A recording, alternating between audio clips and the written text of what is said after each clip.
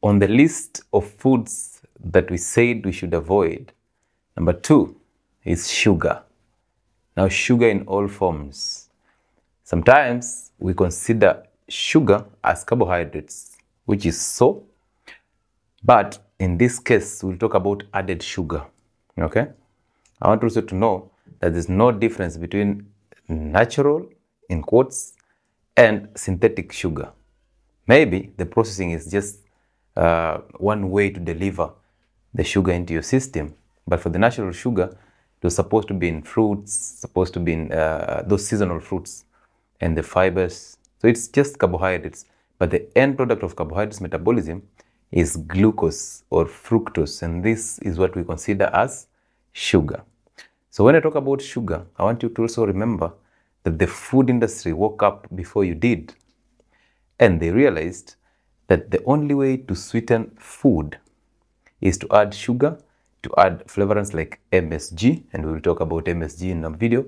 So we have sugar, we have MSG, we have all other flavorants and all these food colors. All these are ingredients, are chemicals that mess up your system completely. For instance, like MSG, its work is just to numb your taste buds so that you taste food as sweet, but not in their natural forms. And therefore, you get addicted to these foods and they make the profits definitely. So sugar, the food industry has included sugar in literally every food, be it beverages, be it the GMO fruits that are being massively produced, be it fruit juices, the ones that you call fresh fruit juices and stuff. Remember, they still come from fruits that are genetically modified.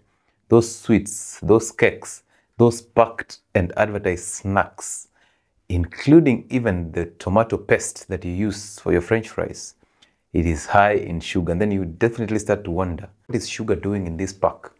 Then you start asking these questions and you realize that sugar is their way of getting you addicted to these foods. The end result again is profits. And therefore, sugar is definitely one of the poisons that we keep taking, and we will defend it with all we have because of the addiction. And where does this addiction come from? Anytime you consume sugar, once it is absorbed, because it's quick, it's in its minimal form, it is absorbed faster, and then it gives you a spike in blood levels of insulin. Now that spike of insulin definitely brings this blood glucose or this sugar down. Once it brings it down to a level that is even below the normal level, the body sends you into cravings for more sugar so that you top up that level. And that is how cravings come to happen. That is how you start getting addicted to sugar. Number 2, in your brain, as a reward and pleasure system, the body will give you dopamine hormone because you've taken something sweet, that is 1, and 2, something that will give it instant energy without straining. And that is the sugar. Now, once it gives you dopamine, these dopamine hits get you into addiction. And that's the reason why it is so hard to get out of sugar addiction. And most people are addicted to sugar without knowing. That's why if we close down sugar industries, definitely we will have more deaths than the people we will be saving. Because the amount of sugar addiction that is out here is immense. And we can only help you to get the information on how to get out of that addiction of sugar and lead a healthy life. Remember again, sugar increases your risk of chronic diseases like diabetes, like hypertension, like triglycerides, increase in triglycerides, like increase in LDL, and like cancer, because sugar feeds cancer. Remember, we talked about 2 things that feed cancer, and that is glucose, which is basically sugar, and glutamine, which is an amino acid. Now, amino acids like glutamine are all over. They are so much present in every form of food, so it is hard to avoid them. But you can limit sugar intake. Basically, you can stay away from sugar intake, and therefore your cancer will start subsiding. Okay, those tumors will start shrinking because they do not have a source of energy. And if you give them fasting, if you give them ketone bodies, they start to shrink because they don't know how to utilize ketone bodies. So sugar will lead you into this, and that comes as a result of insulin resistance. Remember, you take sugar, you spike insulin, you get into insulin resistance, and then insulin starts to build up in your bloodstream, so you have hyperinsulinemia. Once you have that, then the metabolic syndrome follows suit. Therefore, you'll have issues with the kidneys, issues with the heart, issues with the brain, issues with blood vessel blocking, issues with your liver, issues with your nerves, and even issues with your sight. That's the reason why those people who have diabetes lose their sight. Those people who have diabetes lose their nerves and start having those numbness, and which leads to later diabetic foot and amputation. That's the reason why you start having mental fogging. Once you take tea, you think your body reacts by giving you dopamine, and in like 20 minutes you're active, and then you start yawning. So you want more tea and you want more sugar. Okay? That's why you end up being confused and you start forgetting things because your brain cells are being destroyed by sugar. Now, do not misquote me. Your cells and your brain cells prefer glucose as the energy source for them. However, the only reason why they prefer that is because, one, glucose is a cheap way to get energy. And also, number two, it is the most abundant. And again, you're feeding yourself with carbohydrates, and therefore the end result of energy in your system is basically glucose. So if you stop taking those carbohydrates and if you stop taking that sugar, then automatically your body turns to energy stores, that is basically fat and glycogen in the liver, breaks it down to give you healthy energy. So it shifts its machinery of energy production to tapping out from fat, which is what we really need because we want to lose weight, we want to lead a healthy life, we want to be in a normal BMI. We want to start rejuvenating our brain cells. We want to go into autophagy so that we clean our cells. But we cannot do that if our insulin levels are high, because insulin prevents you from burning fat totally. Okay? Again, we cannot do that if you continue eating sugar, because sugar is the one that causes a spike in insulin levels. And therefore, question comes in, why do you want us to fast? Why is fasting necessary?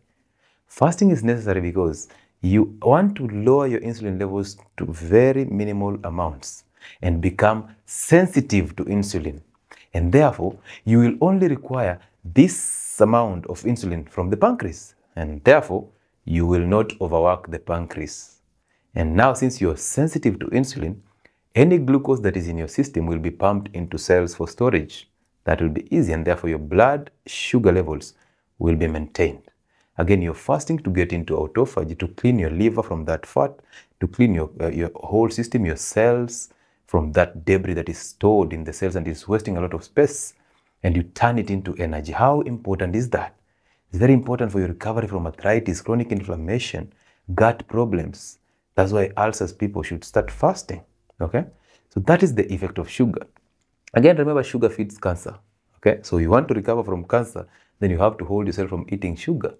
And that's the reason why people who have cancer are told either to fast or to drop carbohydrates totally, because you don't want any sugar coming in.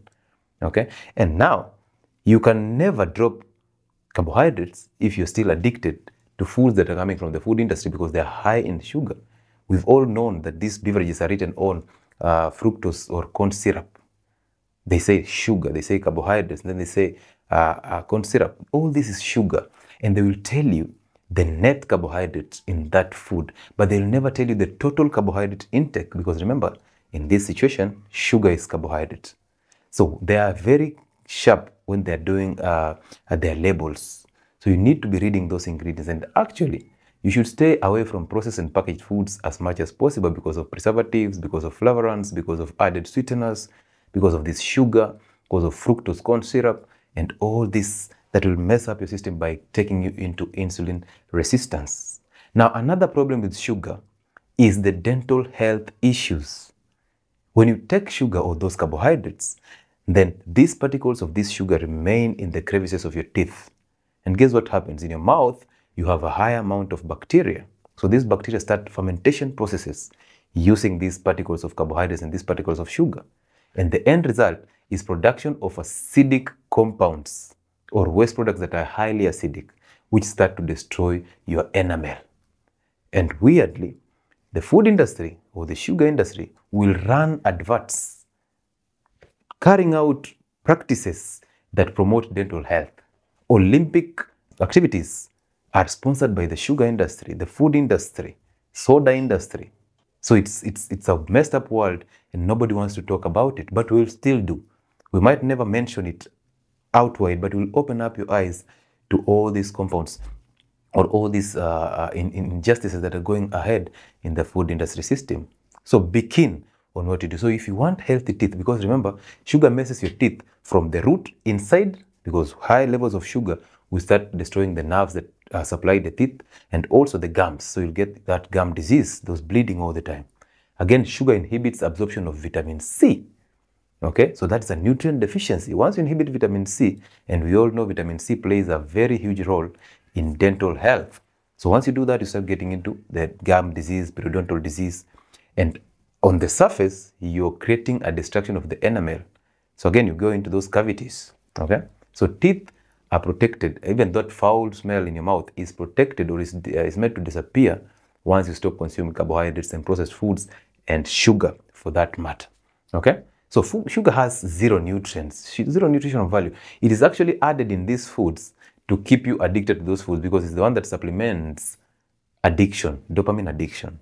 So once you consume this sugar, you get addicted to those foods. So nobody cares if you'll get the nutritional value. And also just remember, any food that has added sugar, any food that is packaged and advertised, has zero nutritional value. So stay away from those foods that you buy in the supermarket that are packaged and advertised. Move from that towards foods that are healthy, that are whole, that nature packaged them in a way that will benefit you. So sugar will stop you from getting this nutrient. It actually will displace other nutrients. So the body prefers sugar over any other nutrient. So you can imagine if you eat, let's say, a fruit. Yes, your nutritionist told you, eat this fruit, it has vitamins. Then you eat that fruit. The part that he left out is, it also has sugar. So your body will definitely take sugar because of the reward and pleasure system and discard all those other nutrients. And therefore you eat a fruit, you don't absorb any nutrient, you don't absorb any vitamins, you don't absorb any essential minerals, you go into nutrient deficiencies and mineral deficiencies and malabsorption, but you take sugar because it is rewarded. Once you eat it, the body rewards you by feeling good. That's the reason why you're addicted to that banana, that apple, okay? And the system again keeps pumping it into your head that one fruit every day keeps a doctor away. But in real sense, one fruit every day for a year will keep you in a hospital setup for a lifetime. Okay, you don't want to be a drug addict. You don't want to be a slave to the drug industry or the big pharma. So stay sane from sugar, okay? Because sugar is actually a death sentence.